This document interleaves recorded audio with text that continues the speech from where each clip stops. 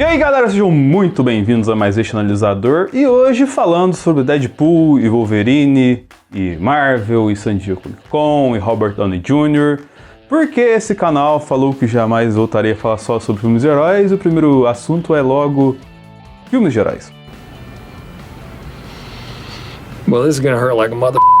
Mas eu enxergo que os assuntos que eu vou falar aqui, eles meio que se misturam numa coisa só. Então não precisa fazer um vídeo de Deadpool Wolverine, um vídeo da escolha da Marvel. Às vezes é muito mais simples você colocar tudo no contexto do que separar e criar várias coisinhas separadamente para gerar um engajamento. Isso serve agora para fazer reels. Eu vou tentar fazer reels disso aqui. Mas acima de tudo, eu coloquei tudo no mesmo contexto porque, em específico, todas essas coisas demonstram uma questão muito engraçada de como que algumas rimas narrativas entre o que é mostrado na tela podem acontecer de verdade. I am soaking wet right now. Começando que Deadpool Wolverine é sim aquela montanha-russa de filmes de heróis que o Scorsese tanto fala assim. E é um filme que eu me diverti, entrega a proposta que o Deadpool tem dentro do contexto do MCU de uma forma bem honesta.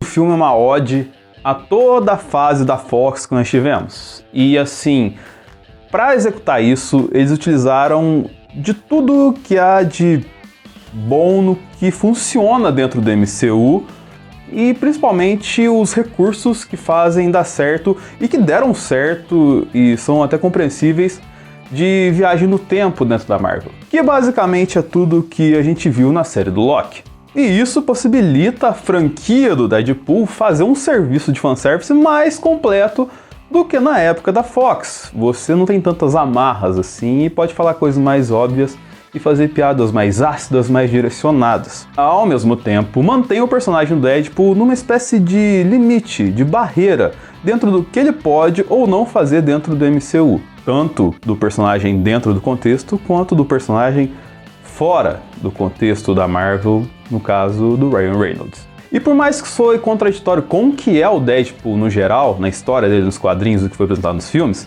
faz total sentido com o Deadpool do Ryan Reynolds, por conta de que o Ryan Reynolds ele demonstra muito ter uma noção de que ele entendeu o limite do Deadpool dele, até onde que o personagem do Deadpool que ele construiu, que ele fez dar certo para o cinema pode ir.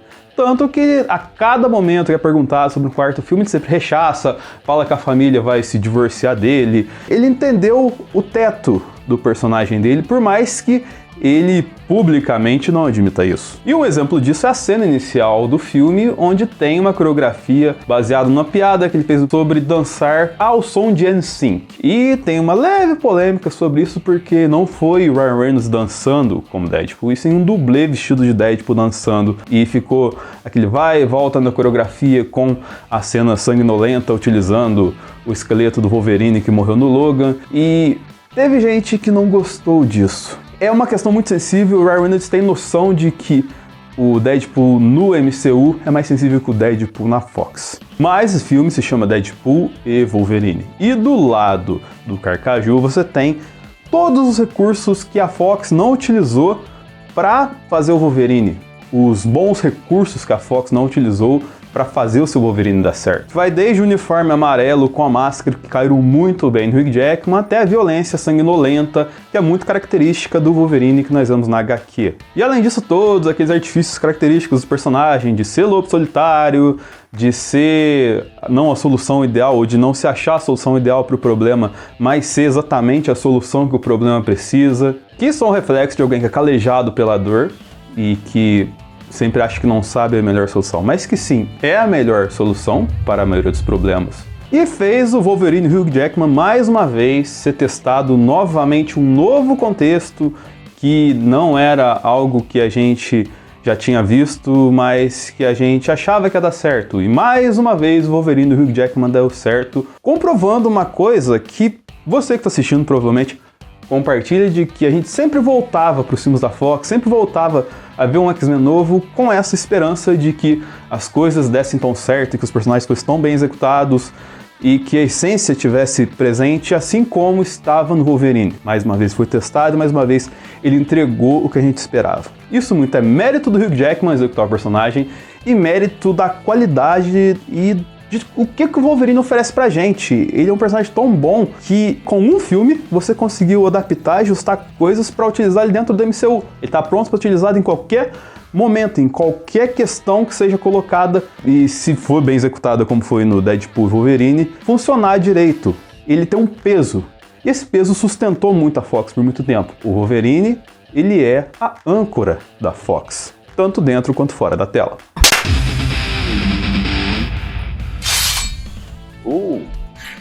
Shiny. A trama do filme se baseia muito sobre o fim da Fox dentro do MCU, ou melhor, o fim da Terra 10.005 dentro do contexto do Marvel Studios. E isso tudo aconteceu a partir da morte do Logan em Logan. E isso faz total sentido, você pega o contexto dos filmes que saíram depois de Logan, que é Deadpool 2, Fênix Negra e Os Novos Mutantes, estava um clima de fim de feira e que parecia que tá tudo acabando mesmo. Então o roteiro se baseia no argumento de que o Deadpool, ele é bom, e bom no sentido de um bom personagem, e que a Marvel, por parte da TVA, ia resgatar ele para utilizar ele dentro do MCU. Só que por isso ele tinha que deixar e abrir mão da linha dele na Fox. E ele não aceita, porque isso implicaria das pessoas que lhe amam também deixarem de existir. E para resolver isso, o que ele faz? Ele vai atrás de outro Wolverine para ser a âncora, deixar seu universo ainda vivo, para manter essas pessoas vivas ainda. O que gera uma das cenas mais legais no quesito de fanservice, porque a gente tem vários Wolverines incríveis sendo representados em tela, não explorados, e algumas polêmicas quanto como seria o Henry Cavill Wolverine. E o pior é que ficou excelente. Só que falta atuação, né? E se isso não desse certo, o universo da Fox iria parar no lixão. Que é aquele contexto que a gente viu explicado no episódio 1 da temporada 5 do Loki, assim como é dito pelo Deadpool ao longo do filme, onde a gente tem noção das variantes do Loki e da existência do Alioth, que é o devorador de lixo da TVA ou do MCU, falando coisa de fora da tela. E desse lixo, com personagens bem executados, conseguiu-se tirar um luxo de uma história que faz sentido e que é interessante para se contar, repleto de personagens C e D da Fox, agora sob a ameaça da Cassandra Nova. Tem todo o conceito de ser irmã de Xavier nos quadrinhos, e ser uma ameaça que talvez não se sustente no MCU, mas que se sustente para ser uma ameaça para quem é do lixo da Fox, como a Elektra de Jennifer Garner, o Blade do Wesley Snipes, o Gambit do Channing Tatum, que nem sequer chegou a ganhar alguma obra, a X-23 do próprio Logan e o Tocha Humana do Chris Evans. E em cima dessa volta do Chris Evans que a gente começa a desenrolar para outras questões que extrapolam um pouco a tela. Porque o tempo todo com o Chris Evans em tela, a gente teve as piadas ligadas a quem ele era do MCU, ao luxo que ele era no MCU, que era o Capitão América, em comparação ao lixo que ele era na Fox e no Tocha Humana. E isso é a questão da realidade tendo o seu reflexo na ficção, ou melhor, a ficção refletindo na realidade. Eu digo isso porque para boa parte do público a Marvel vem desaparecendo, principalmente depois de Vingadores Ultimato e principalmente na sua fase 4. E tem alguns fatores que podem explicar isso, como por exemplo a aposentadoria de personagens importantes, como o Homem de Ferro do Robert Downey Jr., a Viúva Negra da Scarlett Johansson e o Capitão América do Chris Evans aposentado, passando por infortúnios com personagens muito relevantes, como o falecimento de Chadwick Boseman, e os infortúnios que o Jonathan Majors protagonizou fora das telas, sendo eles que seriam personagens muito importantes para essa fase da Marvel, e a má condição de uma série de personagens muito relevantes dentro do MCU, que perderam o peso, como a Wanda, o Thor, o Homem-Formiga e o Doutor Estranho. E aí chegamos no polêmico anúncio da Marvel na San Diego Comic Con, que tem a volta dos irmãos Russo e principalmente a volta de Robert Downey Jr. agora como Doutor Destino, ou seja, temos a âncora de volta para o MCU. Assim como o Deadpool foi buscar uma âncora para a Terra 10.005 dele, o MCU foi buscar uma âncora para o seu universo 616. Welcome back. o desespero da Marvel. Na verdade, não foi tão desespero assim. Porque se, por exemplo, você assistiu o vídeo, que eu não vou colocar card porque o YouTube tirou meus cards, mas o meu vídeo, que tá aqui na descrição de 2 anos atrás, da San Diego de 2 anos atrás, o plano não mudou tanto. A maior mudança foi tirar o protagonismo do Kang, tanto dentro quanto fora da tela. Algo que no vídeo eu até dou uma pincelada e prevejo levemente. Na San Diego a gente só teve mais detalhes sobre o Capitão América novo, com o General Ross, do Harrison Ford se revelando, o Quarteto Fantástico mostrando que o título será baseado em Primeiros Passos, será um filme numa época mais antiga, assim, e que o vilão será o Galactus, isso é uma coisa muito importante, mas que não é o momento pra gente falar agora, e o filme dos Thunderbolts, que não mudou absolutamente nada do que era esperado, que era só um filme dos Thunderbolts. Mas a gente tem a mudança que com a chegada dos irmãos Russo, os 2 filmes de Vingadores serão Vingadores Doomsday, e a grande mudança, na verdade, foi a volta de Robert Downey Jr. como Doutor Destino para o MCU, algo que obviamente vai ligar o Doutor Destino ao Homem de Ferro, algo que já aconteceu nas HQs para tornar isso viável, e talvez seja esse o argumento. Mas o título do segundo filme se mantém com a questão de ser o Guerras Secretas, isso não muda nada a não ser o diretor. Mas por que todas essas coisas ficaram mais faladas? Pois basicamente agora a gente tem uma ameaça com credibilidade, uma ameaça com peso dentro do MCU que enriqueceu muito essas coisas, pelo menos no discurso. Só que para tudo isso dar certo, você tem que ter uma questão muito bem alinhada, muito bem planejada dentro do seu escopo.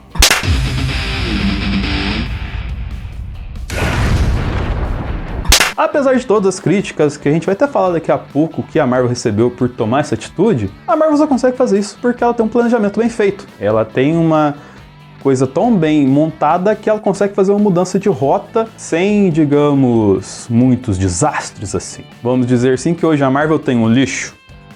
E esse lixo é a fase 4. Não tô falando as obras um lixo, mas são questões tão problemáticas que dá vontade de se jogar no lixo. Comerciais ou não, sociais ou não. E um Guerras Secretas, onde você pode facilmente colocar vários personagens contra vários personagens, pode ser uma espécie de Deadpool Wolverine para toda essa galera do lixo da Marvel dessa fase 4 voltar de uma forma respeitosa, com peso e com algum sentido dentro de um contexto para uma história da Marvel. Porque no fim das contas, o Guerras Secretas pra fanservice pode ser maravilhoso. Tipo o que a gente viu nos torneios de Dragon Ball, de artes marciais, ou aquele torneio do Yu Hakusho. É só pancadaria e só heróis se utilizando de seus recursos num combate. Pra fanservice, pra licenciamento, isso é uma maravilha. Vai fazer muita coisa legal, assim, você pode colocar, como eu já disse no vídeo anterior, o Tocha Humana do Chris Evans lutando com o Capitão América do Chris Evans. Porém, já existe sim uma antipatia a essa nova rota que o MCU tomou. Desde o Nerdola, sendo Nerdola, até passando pelas pessoas que se cansaram do MCU e as pessoas que se viram traídas pelo MCU, pessoas que se cansaram dos heróis, o que não acharam simplesmente uma boa ideia, ou que só não estão com boa vontade para continuar acompanhando isso tudo da forma que está. E aí, eu coloco para vocês uma questão. Qual seria a melhor solução? Vamos pela solução mais óbvia, que seria substituir o ator do Kang. Colocar alguém no lugar do Jonathan Majors, assim como foi feito com Rhodes, por exemplo, ou foi feito com Thanos, e ninguém nunca deu muita bola. Poderia ser uma solução para seguir, só que o caminho não estava indo bem. Então, será que só a troca do ator resolveria toda a questão de uma história que já não vinha bem? Talvez colocasse um Denzel no lugar do Majors, seria legal, mas será que o Denzel teria paciência pro MCU? Bem que ele tem paciência pra Gladiador, que tá esquisitíssimo. A Marvel poderia jogar tudo fora e recomeçar do zero. Só que eu acho que isso é uma coisa que vai acontecer naturalmente, mas não agora. Talvez seja um pouco cedo para eles jogarem tudo fora e começarem do zero um novo universo. Outra solução seria, sei lá, algo mais alternativo, até como eles já estão fazendo com o Searchlight das coisas que teoricamente são ou não são voltas no MCU, como Echo, por exemplo, e provavelmente serão todas as coisas da Netflix que entrarão no MCU ou não entrarão. Esse limbo é de propósito. Será que você colocar um justiceiro metralhando todo mundo com sanguinolência e tal é comercial para a mãe que leva o filho no cinema? Tem também a questão dos mutantes, que é o que eu mais quero ver, mas talvez eles tenham uma forma de trazer isso sem apagar o que foi feito. E por fim, voltar ao que deu certo, que é basicamente o que eles estão fazendo, só que de uma forma, digamos assim, tentando usar o caminho mais longo e não um caminho mais curto, que seria usar a linha do tempo, as viagens no tempo, para só chupinhar os personagens numa época que eles estiveram vivos, assim como o Deadpool tentou entrar no MCU, segundo o roteiro do filme, e isso gerou a depressão e a queda do herói dele para se construir toda a narrativa do terceiro filme. Então, assim, eu acho que esse ponto dentro do Deadpool Wolverine é uma das piores coisas do roteiro. Eu não aplicaria esse conceito para dentro do MCU. Então talvez o caminho mais longo faça algum sentido. Sim, é óbvio que trazendo Robert Downey Jr. de volta, você não está trazendo ele para ser o Doutor Destino. Em algum momento vai ter o Homem de Ferro dele de volta. E isso é uma correção de rota. Mas eu vejo que essa correção de rota só tem